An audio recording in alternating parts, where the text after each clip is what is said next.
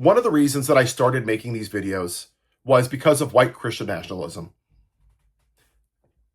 What's really saddened me is the lack of morality. No, that's not what it is. It's people that sit in a church and pretend to be something they're not, people of faith. November wasn't an election.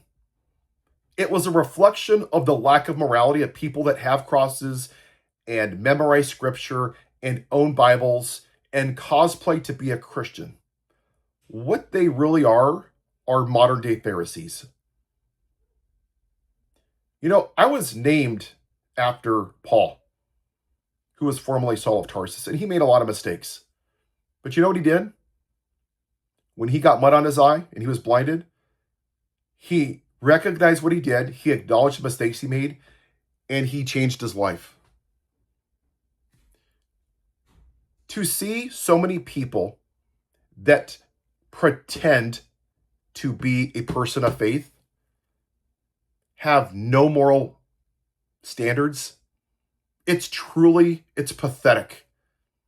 And as a former Republican until 16, it's really, really, really, really sad that that's the party that I used to be a part of.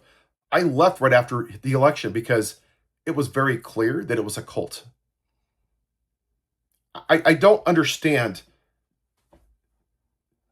What would Jesus do is the question I always ask myself. Would Jesus vote for an adjudicated rapist who showed no remorse? Would Jesus vote for a person that sexually abused little girls at Epstein Island? 13-year-old Katie Johnson did a court document and she had to pull it out because he was a billionaire and there was no way she could ever win?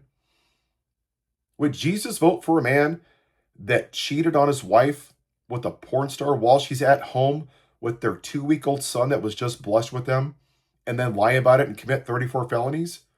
Would Jesus vote for a man who asked for the execution of 5 black men in New York City with no evidence? He spent $15,000 of his own money to ask for it. And even after they're exonerated, he never asked for forgiveness and said, I was wrong. Showed no remorse.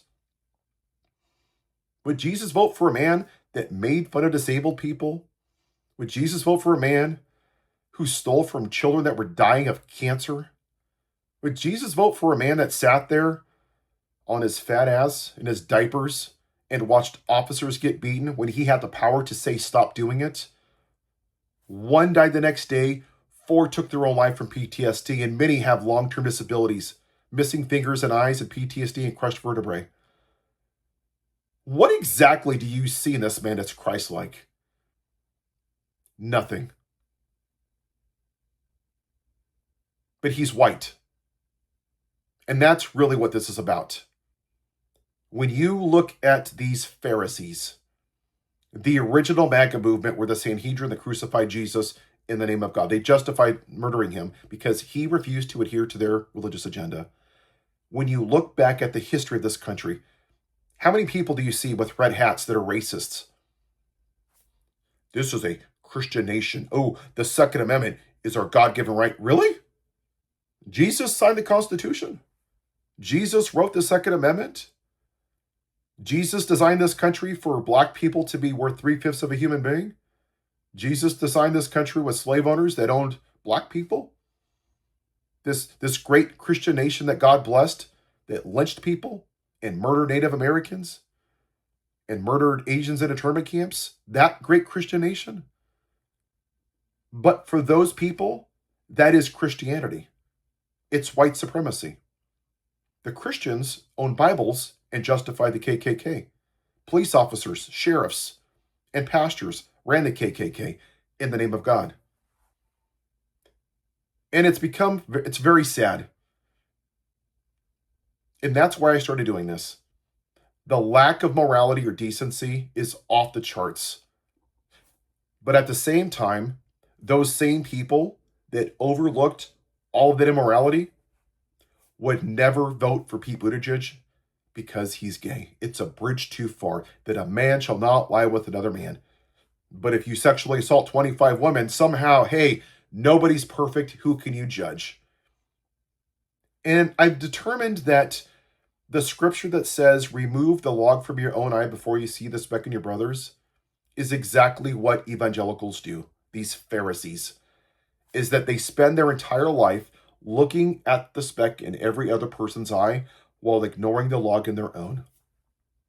And when you watch these right-wing podcasts, even now, what do you see?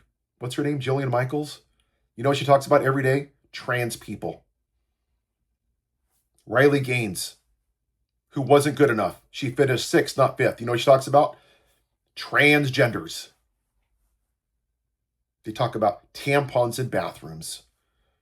The number one cause of death of children is gun violence. And it's ironic that you people that pretend to be Christians and cosplay for 1 hour with your F Joe Biden bumper stickers and Joe and the Hope flags never, ever, ever, ever, ever want to talk about how children are dying. But somehow a drag show reading at a book club is a bridge too far. How many children have died at a drag show reading? None. How many have died from tampons in bathrooms? None. How many have died from transgenders in sports? None. How many kids have came home from school in grades K through 12 a different gender? None.